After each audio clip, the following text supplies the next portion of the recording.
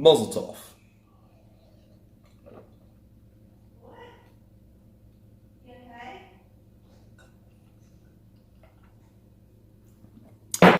Woo! Good morning. Ready to rock and roll. How's everyone feeling today? Hope it's good. I'm doing great.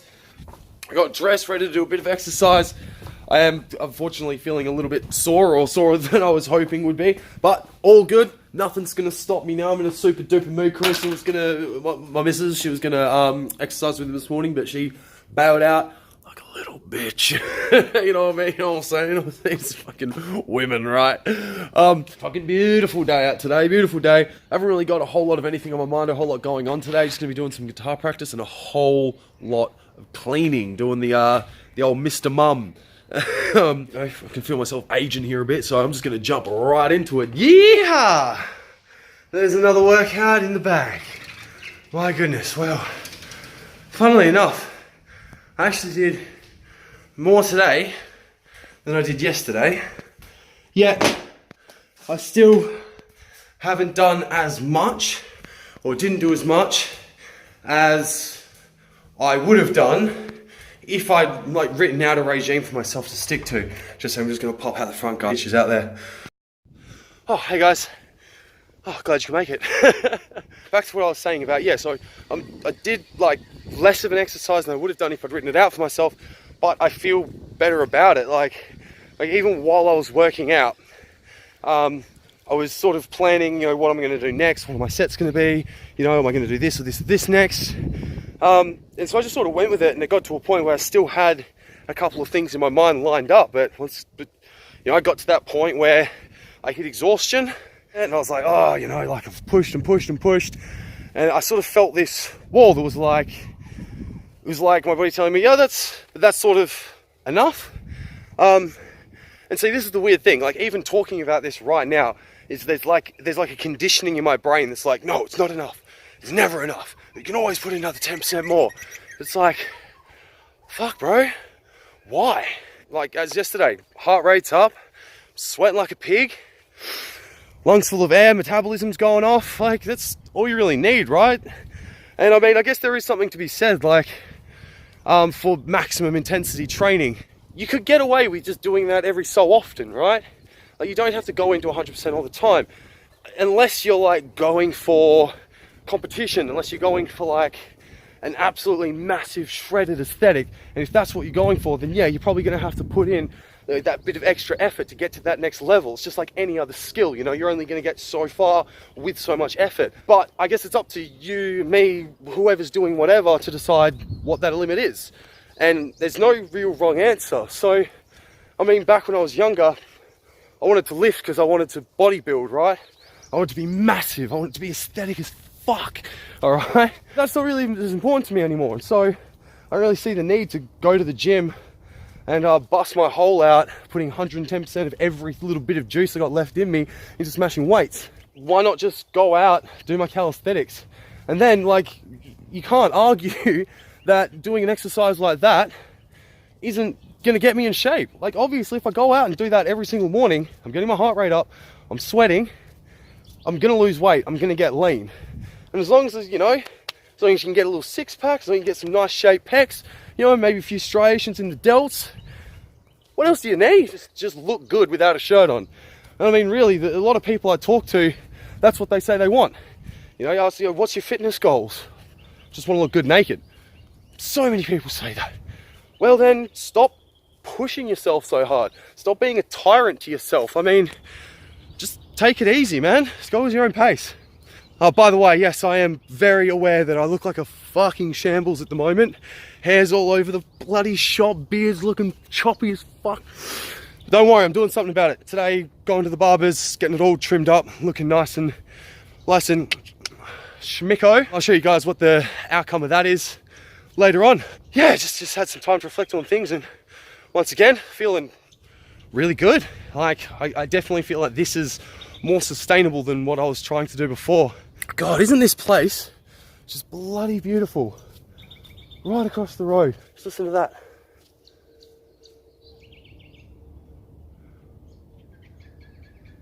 Nothing. Bloody shocking. How do you get this in the middle of the city? Beautiful, mate. Beautiful. Alright. Oh, anyway. Love yous cunts. Hope you're having a fantastic day. Also, you too, future Ash. Hope you're killing it, boy. Nah, don't worry, man. I know you are. I got your back, boy. I got your back. Peace. You ready for it? You ready for the reveal? Oonce, oonce, oonce, oonce.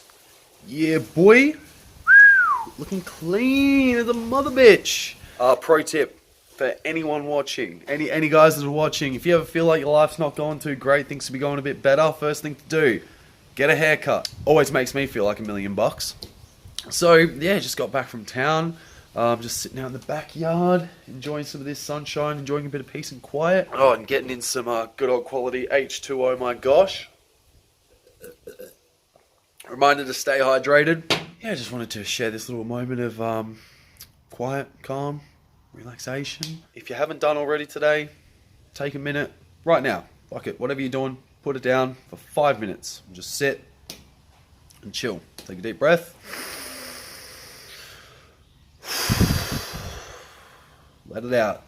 It's a beautiful day. It's all going to shake out just fine.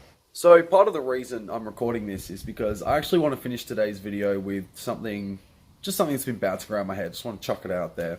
Bear with me, but I've been thinking a little bit about the concept of knowledge. The way I see it, we have a whole bunch of ideas about, what objective reality is. Like for instance, this is a glass that is full of water that is, it's objectively provable. No matter who I give this to, it's always going to be a glass of water. People used to think that the sun revolved around the earth, right, for a really long time. And that was just a given, because it was like, well, based on what we can see, what we can observe, that just makes sense, okay? Until someone comes along, comes up with a better idea, tests it, proves it, and then that becomes the new norm. And so knowledge is knocked down and then replaced by new knowledge. But if knowledge can be so easily knocked down and replaced, then how can you really be sure of what's knowledge and what's just sort of belief, I suppose would be the word for it? Like, think about it this way. Everything that you know about the world that you haven't yourself personally discovered, identified and proven, you only know because of belief. Let me try to explain it this way. So, you know what a sun is, right? So you know that a sun is a giant ball of gas sitting in the middle of space. You might know a little bit about, how there's like a constant fission reaction going on inside it. You might even know enough to be able to identify, what sort of elements are being generated by a sun based on the color of it, right? You can know these things. But see, the problem is, the only reason you know those things is because you've been told that that's the case by scientists. Now, that's not to say that scientists don't know what they're talking about. Like, obviously, people way smarter than me are doing stuff that I can't even comprehend. But my point is, I take that for face value just as much as you do and just as much as anyone else does. And, even the scientists themselves take these a lot of principles that they use every day as face value. You read a journal, you read about a study, and then you can utilize that. And you adjust your perception of the world around knowledge, right? But the thing is, even the most cynical, pragmatic, utilitarian person will do research, get information, and then accept it, right? And they just accept it.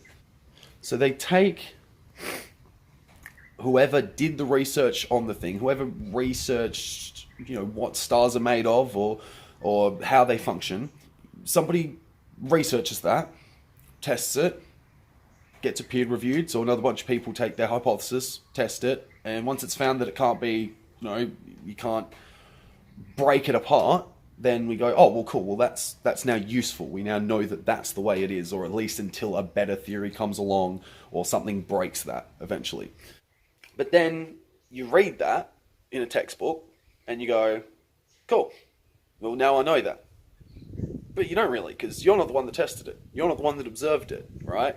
All you have is belief, all you have is faith in the person or people that generated the knowledge themselves. And that's all we can really go on. I don't really know where I'm going with any of this, to be honest. It's just something I've been kicking around in my head, but it just sort of seems to me that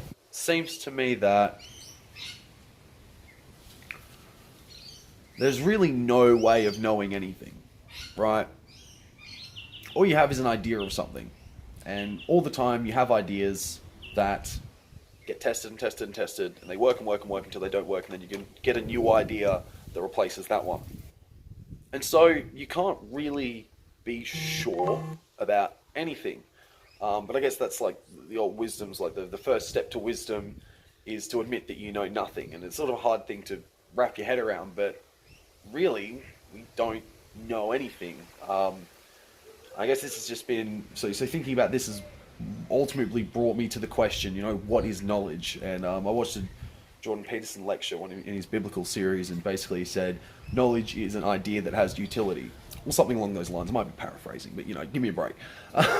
So, knowledge is an idea with utility. And I really like that. So, the trick to being wise is to try to know as much as possible, but always be aware that what you know should be subject to change at any given moment. And so what this all boils down to is I came up with a little adage basically saying, it goes like this: if you want to find the dumbest person in a room, look for the guy who knows all the answers. So after all this, I guess the moral of the story, the message, I suppose, if there is such a thing I want to get across, is just keep your mind open. Like, no matter what your preconceptions are, what your biases are, no matter what you've learnt, how far you've come, always be aware that your knowledge, all it is an idea with utility. And if a better idea comes along, that has more utility, be open to it. Because if you think that you already know it, then when a better idea comes along, you're not going to be able to use it. Anyway, that's the end of my little brain fart. As I said, just something's been bouncing around in my head today. I just wanted to sort of get it out. But hey, look, if nothing else that I've just been rambling for the past couple of minutes makes it into the video tonight, I'd just like to say this. Hope you're having a great day. Get yourself a haircut. Take pride in your appearance. And talk to you next time.